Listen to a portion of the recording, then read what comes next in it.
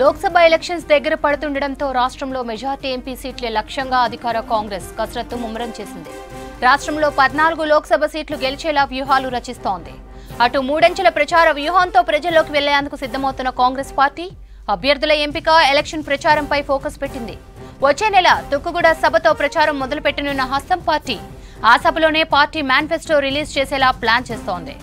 ఇప్పటికే parliament, assembly, booth level నేతలను సమన్వయం చేస్తున్న హైకమాండ్ ప్రచార వ్యూహాలపై ఏఐసీసీ రాష్ట్ర ఇన్ఛార్జ్ దీపాదాస్ మున్షి, ప్రచార కమిటీ చైర్మన్ మధుయాష్ కి కసరత్తు చేస్తున్నారు. అటు పార్టీ అనుబంధ సంఘాల నేతలతో దీపాదాస్ మున్షి భేటీ అయ్యారు. సీనియర్ నేతలను సమన్వయం చేసే పనిలో బిజీగా ఉన్నారు సీఎం రేవంత్.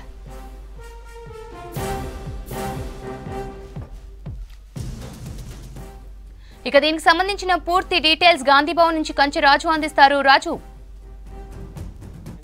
కాంగ్రెస్ పార్టీ వచ్చే పార్లమెంట్ ఎన్నికల్లో కంపల్సరీ మెజార్టీ స్థానాలను కైవసం చేసుకోవాలని భావిస్తుంది. ఇప్పటికే అభ్యర్థుల ఎంపిక కూడా పూర్తి దశకు చేరుకోబోతుంది. అంటే ఫస్ట్ విడతలో 4 అభ్యర్థులను, అదేవిధంగా సెకండ్ విడతలో 5, మొత్తం 9 మంది అభ్యర్థులను ఫైనల్ చేసింది. ఇక మరొక 8 స్థానాలకు సంబంధించిన అభ్యర్థులను పెండింగ్ పెట్టింది. మరో 2-3 రోజుల్లో ఢిల్లీలో సిఈసీ సమావేశం కొనసాగబోతుంది. సిఈసీ సమావేశంలో ఒక క్లారిటీ వచ్చే అవకాశం అయితే కనబడుతుంది. అంటే ఒకవైపు అభ్యర్థుల ఎంపిక పైన కూడా చాలా ఆచితూచి జాగ్రత్తగా వివరిస్తుంది. చాలా బలమైన నేతలను బరిలో దింపాలని అయితే కాంగ్రెస్ పార్టీ భావిస్తుంది. తెలంగాణ మొత్తం 17 పార్లమెంట్ స్థానాలు ఉంటే 14 పార్లమెంట్ స్థానాలను కైవసం చేసుకోవాలని కాంగ్రెస్ పార్టీ భావిస్తుంది. మొదటి నుంచి అదే లక్ష్యంగా ముందుకు వెళ్తున్న పరిస్థితి కనబడుతుంది. అభ్యర్థుల విషయం పక్కన పెడితే ఇక ప్రచార వ్యూహంపై కాంగ్రెస్ పార్టీ గత 2-3 రోజులుగా చాలా సీరియస్గా ఫోకస్ పెట్టిన పరిస్థితి కనబడుతుంది. ఈసారి టార్గెట్ 14 లోక్సభ స్థానాలను ఏ విధంగా గెలుపొందడానికి అనుసరించే వ్యూహాలంటి అనే దానిపైన చాలా సీరియస్గా కసరత్తు చేస్తుంది. ఇన్ఛార్జ్ దీపాదాస్ మున్షి నేతృత్వంలో ఈ మానిటరింగ్ అంతా జరుగుతున్న పరిస్థితి కనబడుతుంది.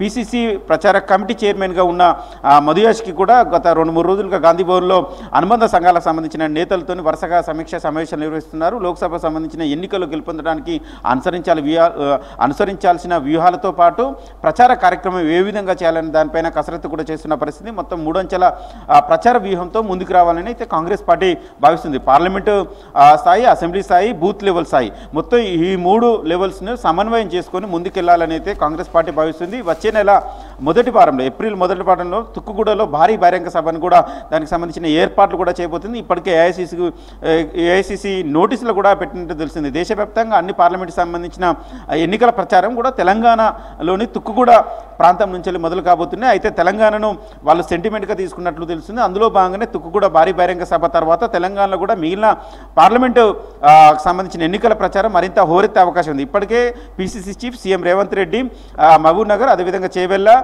మల్కాజ్గిరి, అదేవిధంగా ఖమ్మం పార్లమెంటు పరిధిలోని బహిరంగ సభల్లో ఏర్పాటు చేశారు. అదేవిధంగా మిగిలిన పార్లమెంట్ పరిధిలో కూడా వరుసగా బహిరంగ సభలు కూడా ఏర్పాటు చేసే అవకాశం ఉంది. ఒకవైపు సభలు, సమావేశాలు కొనసాగుస్తూనే మరొక వైపు నేతలను సమన్వయం చేసే పనిలో పడ్డారు సీఎం రేవంత్ రెడ్డి. ప్రతి పార్లమెంట్ నియోజకవర్గంలో అభ్యర్థులు ఖరారైన పార్లమెంట్ నియోజకవర్గాలు ఏవైతే ఉన్నాయో ఆ ఖరారైన పార్లమెంట్ నియోజకవర్గాల్లో మిగతా నేతలను సమన్వయం చేసుకొని పార్టీ గెలుపు కోసం, అభ్యర్థి గెలుపు కోసం కృషి చేయాలని కూడా ఒక దిశానిర్దేశం చేస్తున్నారు. 2-3 రోజుల క్రితం మల్కాజ్గిరికి సంబంధించిన అభ్యర్థి ఎంపికకు ఉదయం వేళల్లో, అంటే సాయంత్రం అభ్యర్థి ఎంపికకు సంబంధించిన ప్రకటన వస్తే ఉదయమే ఆయన నివాసంలో మల్కాజ్గిరికి సంబంధించిన నేతలతో ప్రత్యేక సమావేశం ఏర్పాటు చేసుకున్నారు.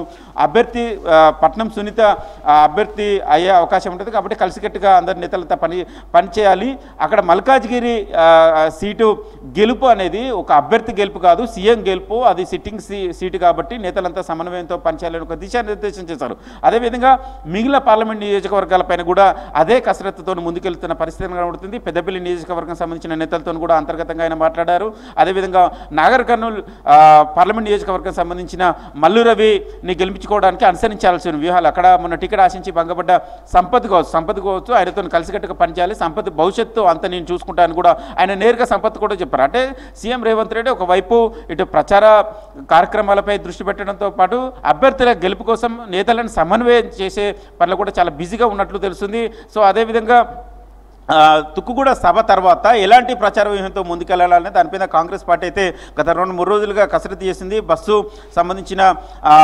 బస్సులో వెళ్ళి ప్రచారం చేయాలా, లేకపోతే ఒక యాత్ర రూపంలో వెళ్ళి ప్రచారం చేయాలని దానిపైన కాంగ్రెస్ పార్టీ అయితే ప్రచారం చేసింది. సో మొత్తానికి అయితే కాంగ్రెస్ పార్టీ బలమైన అభ్యర్థులను బరిలో తిప్పడంతో పాటు అదేవిధంగా ప్రచార శైలిని కూడా పెంచాలి, కొత్తగా వినూత్నంగా ప్రచారం తీసుకువెళ్ళాలి. 100 రోజులకు సంబంధించిన గ్యారంటీల అమలు పైన కూడా జనాల్లోకి తీసుకెళ్లి కాంగ్రెస్ పార్టీ కలిసొచ్చేలాగా పనిచేయాలని చేయాలనేది ఒక దిశానిర్దేశం అయితే కాంగ్రెస్ పార్టీ నేతలు చేస్తున్న పరిస్థితిని కలుగుతుంది శ్రవంతి.